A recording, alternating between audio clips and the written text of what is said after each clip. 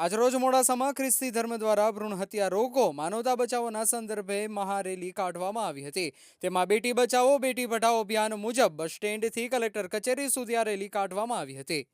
Reporter Dhruv Bhavsar, Modasa.